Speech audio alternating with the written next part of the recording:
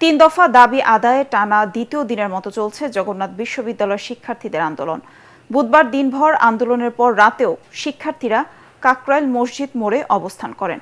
সকাল থেকেও বিশ্ববিদ্যালয়ের বাসে করে শিক্ষার্থীরা আন্দোলনে যোগ দেন। মৎস্য ভবন থেকে কাকরাইলের দিকে যাওয়ার সড়কে ব্যারিকেড দিয়ে বন্ধ করে দিয়েছেন শিক্ষার্থীরা। ফলে এই পথে যান চলাচল বন্ধ আছে। এছাড়াও কাকরাইল মসজিদের সামনে কাকরাইল মোড়ে দাঁড়িয়ে নানা স্লোগান দিয়ে শিক্ষার্থীরা আন্দোলন করছে।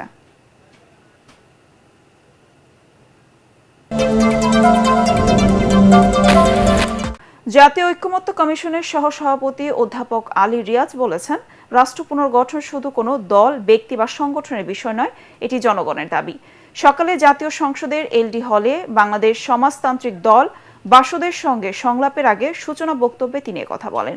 এ সময় বাসদের সাধারণ সম্পাদক বজলুর রশিদ ফিরোজ বলেন, জুলাই গণঅভ্যুত্থান মত প্রকাশের স্বাধীনতা এনে দিয়েছে। রাজনৈতিক দলগুলোর সাথে আলোচনার মাধ্যমে বিরোধের বিষয়গুলো নিরসন করতে হবে। পরিবর্তনের আকাঙ্ক্ষা পূরণ হবে এমন জাতীয় সনদ তৈরির প্রত্যাশা তার। রাজনৈতিক দলগুলোর মধ্যেও পরিবর্তন দেখতে চান এই বাসদ নেতা। একটা পরিবর্তনের আকাঙ্ক্ষা যেমন ছিল, যেমন চলছে, সেইভাবে বাংলাদেশ চলতে পারে না। দেশের শাসন প্রশাসন কাঠামোর মধ্যে যেমন পরিবর্তন লাগবে, রাজনৈতিক দলগুলোর মধ্যেও তাদের রাজনৈতিক সংগ্রাম, আন্দোলন এবং কর্মকাণ্ড সেগুলো পরিচালনার ক্ষেত্রেও পরিবর্তন লাগবে।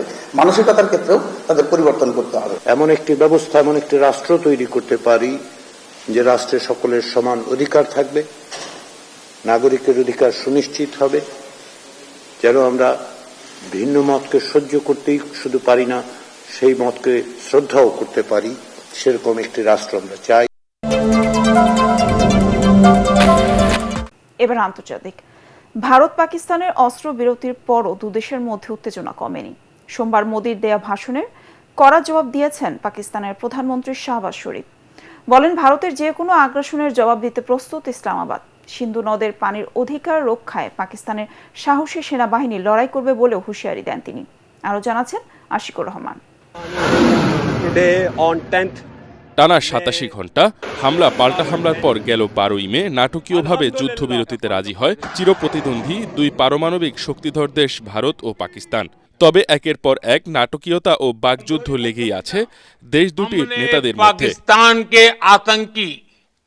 গেল সোমবার রাতে যুদ্ধবিরতি নিয়ে জাতির উদ্দেশ্যে দেয়া ভাষণে ভারতের প্রধানমন্ত্রী নরেন্দ্র মোদি পাকিস্তানের অনুরোধে ভারত প্রত্যাঘাত স্থগিত রেখেছে বলে দাবি করেন। তবে সন্ত্রাসবাদে পাকিস্তানের মদদ বন্ধ না হলে ভবিষ্যতে আবার উপযুক্ত জবাব দেয়া হবে।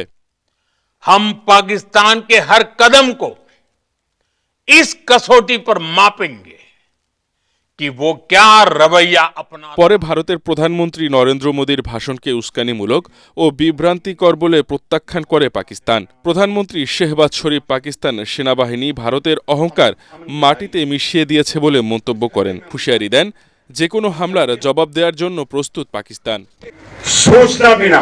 পাকিস্তান যুদ্ধের জন্য প্রস্তুত, আবার শান্তির জন্য। ভারত কি চায় তা সিদ্ধান্ত তাদের। ভারত যদি সিন্ধু নদে পানির প্রবাহ বন্ধ করে দেয়, সেটা হবে পাকিস্তানের জন্য রেড লাইন। পানির অধিকার রক্ষায় পাকিস্তানের সাহসী সেনাবাহিনী লড়াই করবে। শেহবাজ শরীফ আরও বলেন, পাকিস্তান প্রচলিত যুদ্ধ কৌশলে অনেক পিছিয়ে, কিন্তু ভারত যেভাবে যুদ্ধ করছে তা প্রমাণ করে দিয়েছে যে পাকিস্তান শুধু প্রচলিত যুদ্ধেই নয়, প্রযুক্তিগত দিক থেকেও সমানভাবে প্রস্তুত। এবারের সংঘাতে পাকিস্তানের চেয়ে ভারতের ক্ষতি 22 গুণ বেশি বলেও দাবি করেন তিনি। আশিকুর রহমান, এটিএন বাংলা।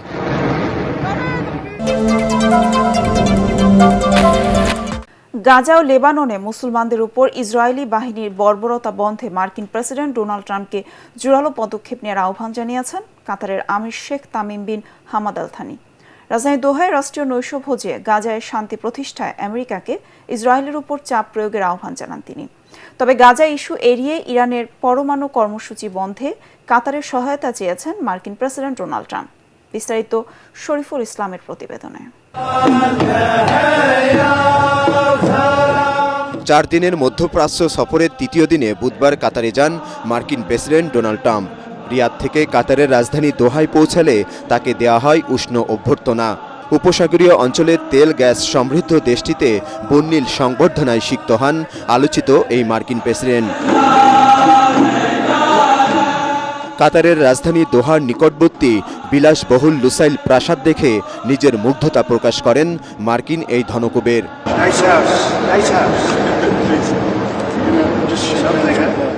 এ সময় কাতারের আমির ও তার স্ত্রী রাজকীয় নৈশভোজে আমন্ত্রণ জানান ডোনাল্ড ট্রাম্পকে। পরে সেখানে মার্কিন প্রেসিডেন্টের সঙ্গে বৈঠকে বসেন Sheikh Tamim bin Hamad Al Thani. এ সময় কাতারের আমির বলেন, ইসরায়েল ফিলিস্তিনি মুসলমানদের নৃশংসভাবে হত্যা করছে। কাতার গাজায় যুদ্ধবন্ধে মধ্যস্থতা করছে, কিন্তু ইসরায়েল তা বারবার লঙ্ঘন করেছে। এই অঞ্চলে শান্তি প্রতিষ্ঠায় যুক্তরাষ্ট্রকে জোরালো ভূমিকা রাখার আহ্বান জানান তিনি। যুদ্ধ নয়, আমরা শান্তি চাই। গাজায় যুদ্ধবিরতির জন্য আমাদের কূটনীতিকরা প্রাণপণ চেষ্টা করে যাচ্ছে। ইসরায়েল নিষ্পাপ শিশু ও নারীকে হত্যা করছে। এই নৃশংসতা বন্ধ হওয়া প্রয়োজন। ফিলিস্তিনের পশ্চিম তীর, ইয়েমেন ও লেবাননে শান্তি ফেরাতে আপনাকে উদ্যোগ নিতে হবে। তবে গাজা ইস্যুতে কোনো মন্তব্য না করে ইরানের পরমাণু নিয়ে আমেরিকার উদ্বেগের কথা তুলে ধরেন প্রেসিডেন্ট ডোনাল্ড ট্রাম্প। মধ্যপ্রাচ্যের অন্যতম সামরিক শক্তিধর দেশটির দ্রুত অগ্রসরমান পরমাণু কর্মসূচি বন্ধে যুক্তরাষ্ট্রের সাথে একটি চুক্তিতে রাজি করাতে কাতারের সাহায্য চান রিপাবলিকান এই নেতা। ইরানের পরমাণু কর্মসূচি থামাতে আপনারা নিবিড়ভাবে সহযোগিতা করছেন। এ নিয়ে আমরা দ্রুত ইরানের সাথে একটি চুক্তিতে পৌঁছাতে চাই। এজন্য দুটি পথ আছে, তবে আমরা অহিংস উপায়ে নয়, বন্ধুত্বপূর্ণ পথে হাঁটতে চাই। আশা করি ইরানের নেতারা তা বুঝতে পারছেন।